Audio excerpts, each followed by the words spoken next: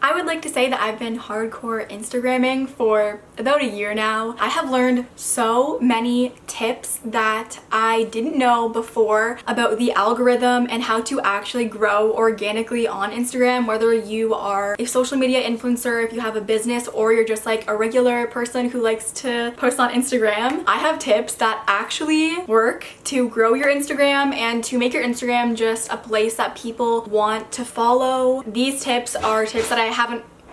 There's renovations going on in my house. If you want to know how to really grow your Instagram and like own the algorithm, which is so messed up and hard to understand, then keep watching this video and you'll get my best tips. Also, I have Instagram presets launching on July 9th. Yes, I have made 2 Lightroom presets. I will definitely get into like what they look like and how you guys can order them and everything in this video, but first I'm gonna start off with the steps. But July 9th, mark it in your calendars. My Lightroom presets are coming out.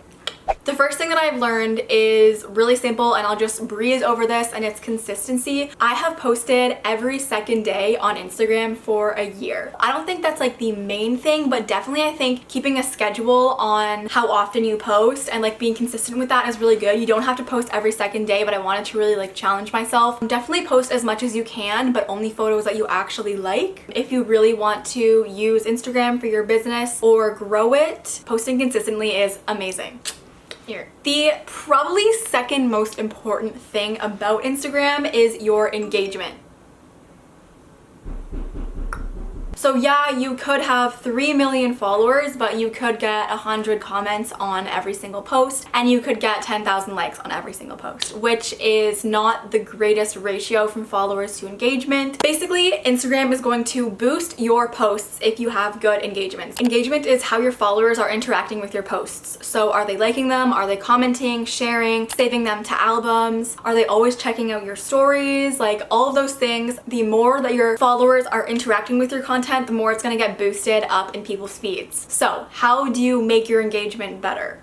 Well, I have the tips for you. First, so right after you post a photo, 30 minutes to an hour after you post a photo, you should be responding to as many comments as you can. That hour or like 30 minutes is the most valuable time that Instagram's gonna pay attention to your engagement on that post. If you post a photo and then you start replying to comments, you like a bunch of comments, it's gonna get boosted up in people's feeds and more people are gonna see it. When you are replying to comments, make sure that you reply with 4-word or more replies. Instagram will actually recognize this as a more like casual conversation instead of like a oh thank you or like a little heart or an emoji or something. They're really gonna like that and they're going to boost your content. You're going to want to promote the schnitzel out of your posts. Every single time that I post an Instagram photo, I put on my story the photo just to add more traffic to it right away, and this is going to drive traffic to people who are just watching stories and haven't actually seen your post yet, just in case they don't have notifications turned on for your posts. So you can put on the story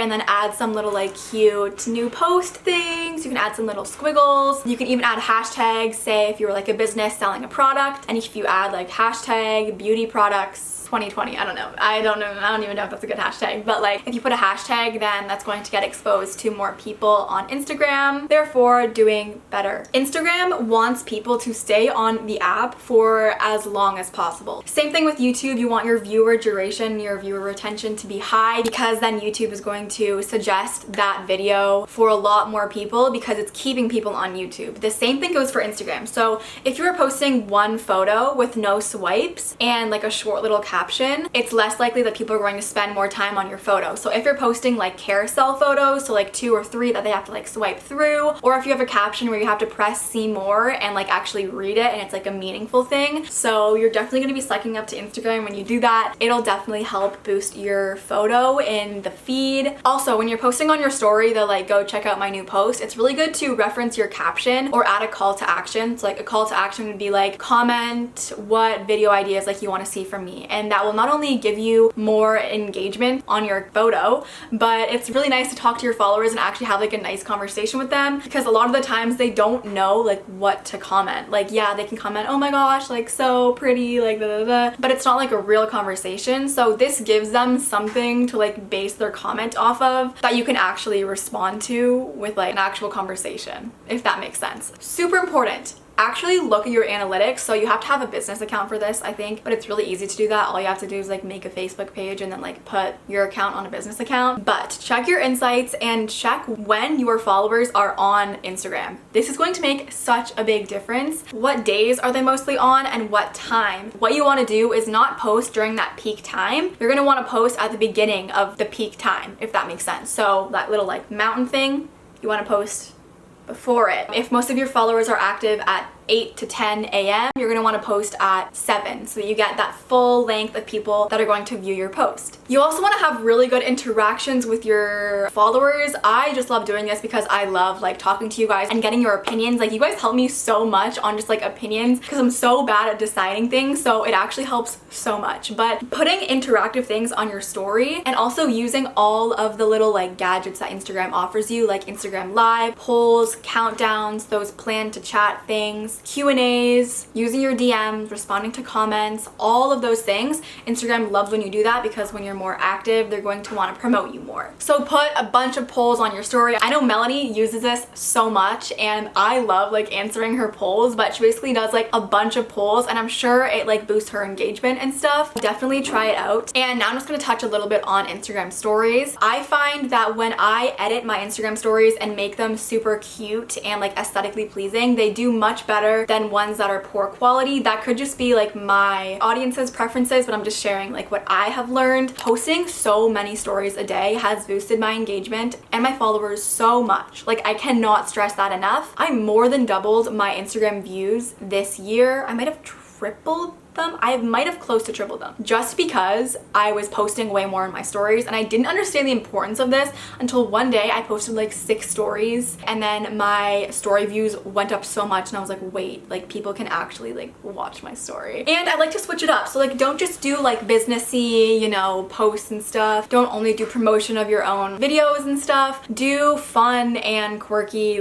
things that are going on with your life. I know Ava Jules has really nice like mix of informative and engaging and aesthetically pleasing Instagram stories. I love them. So if you want some inspiration, you can go to her Instagram. What I love to do on Instagram stories is use like cool little filters. I have some apps that I really like to use for Instagram stories. SCRL has really good templates. Snow has really good templates, and also Story Art, also Canva stories. And especially if you're a business and you're selling something, if you use like animated Instagram stories instead of just like a still photo with a text on it, it makes you look a lot more professional, in my opinion. When you are posting on Instagram, make sure that you use the location feature. So make sure you're using all the features, make sure you use the location feature. On my Instagram photos, I always use the Ontario location. It is going to help a little bit with boosting your content in the algorithm, especially if you are getting a lot of likes on it. Then it's going to be in the top posts and then more people will see it. Tag people that are relevant on your Instagram. So your whole outfit, tag everything that you're wearing because you never know if a company is going to like notice you and then like want to send you stuff or maybe even sponsor you. I get a lot of questions on this, and no, you don't have to be a social media influencer to get sponsored by companies. Companies are always looking for faces that reflect their like brand's image. So they can literally look on Instagram if you have a public account and they will go through just a bunch of random Instagrams and see if you are the look and the account and the personality that they're looking for. Use hashtags, and there's a hashtag I wear garage. There's like a bunch of different company hashtags that they always go through, and maybe you'll just get some free clothes from them. I don't know. But don't tag irrelevant accounts. I cannot tell you how many posts I've been tagged in that literally have nothing to do with me. It's just kind of to maybe get clout or something if you're tagging a bunch of random YouTubers to like see your photo. Like I get what the point of that is, but like it just doesn't really make sense to tag in a photo that you're not related to at all. So don't tag irrelevant accounts. Also, the more shares that your photo is getting, the more reach you're going to get. Maybe they shared it in a DM, maybe they shared it on their story or something like that. Reach is actually like the number of people that have seen your post. Impressions is like the amount of people that have seen your post, but like multiplied by how many times they've seen it. I don't really pay attention to that because it doesn't really make sense, but reach is like super important. So if people are sharing your content, then more people are going to see it. I know the ones with the like zodiac sign do really well because they're always getting shared to people's stories. Just a little tip. Now let's talk about the aesthetics, the feed. I honestly don't really care about like my feed matching anymore. I am so over that. I'm so over that. I really don't care. I just want my feed to be like bright and interesting and have like a lot of different types of photos in it. Feed is relative. So there are a bunch of accounts that I follow that have a perfect matching feed, and I follow them just because their feed is nice and I like looking at their photos. So honestly, feed is relative. A lot of people ask me if it's like crucial. No, it's not crucial, but it kind of just depends. So for me, not really. My account hasn't grown or lost followers from my feed changing. An amazing thing for my Instagram that has definitely grown my Instagram, and it is to just know what people want to see from you, because sometimes I post photos and I'm like, oh my gosh, they're going to love this one. Like, this is definitely a type of photo that it's going to like blow up and stuff, and then it doesn't. And then another photo that I don't really think is going to blow up does. Just have a little like checklist of stuff that you like to include in your photos and that your followers want to see in your photos. Another thing that can really grow your Instagram and get people to click on your profile is showcasing a niche that you have. For example, I saw this girl doing like a TikTok dance on TikTok, and it was like a really popular dance, so I was like, okay, and I was ready to scroll, and then she had a CGM on, and I was like, wait, like that's kind of cool. So I clicked on her account, I followed her, I liked a bunch of her TikToks because it's something that I can relate to her with, and not a lot of people actually are diabetic and show that. So if you have a niche, make sure that you show it. That can definitely attract a super real, raw, like genuine audience to your profile, and it can grow your Instagram so quickly and so organically. So I just wanted to explain something and go over it really quickly. Yes, I did get a new phone. You guys are probably really confused because I'm also posting a video that's sponsored by Casetify in like a week, and it's with my old phone, and I'm posting this one before that, so it's really confusing. Basically, I have a friend that wants to buy that phone off of me. I was really thinking about getting this one mainly because of the camera. The camera is so freaking nice on this, and as I just said, I take Instagram very seriously. I post every second day, so it would be really nice to have a really crisp, good quality camera just always in my pocket. I did buy this one, and I don't know if you guys are going to think this, but it wasn't anything about the drop test that I did with that phone that made me get this one. The phone is completely fine from that drop test. My friend just wants to buy it from me. So I got the iPhone 11, and this camera is so good. Like, I literally am obsessed with it. I cannot stop taking photos. The camera that I usually take my Instagram pictures on is the EOS Canon 80D with a, I'm reading it, Canon EFS 24mm STM lens. I have actually seen better engagement on the photos that are taken with my camera instead of my phone, but lighting and nice editing can literally fix anything. So I'm going to show you some really perfect filters that you can use on your Instagram photos. They might be mine. You might be able to buy them on July 9th. When you buy any of my presets, I have 2 available right now. They're going to come in an email, and they're going to have a zip file on it, so you just press on that and then you press preview content. So this one is the full of light mobile, and this one is like the really soft, light, airy, pretty filter. And what you're going to do is press the little share button at the top right and scroll down to Lightroom, and this app is free to download, and you also don't need a subscription to use it. But if it's not here, then just press more, and then you can add it from the suggestions. You just click on Lightroom, and then you press launch Lightroom now. It's going to come in as a DNG file. Whichever photo has a little DNG thing in the right corner is the one with the preset on it. So this is the original photo, and then this is the full of light preset. It just like brightens up the photo with like a softer color palette and adds some warmth to it. What you're going to do is go to the 3 dots in the top right and press copy settings. So everything should be pressed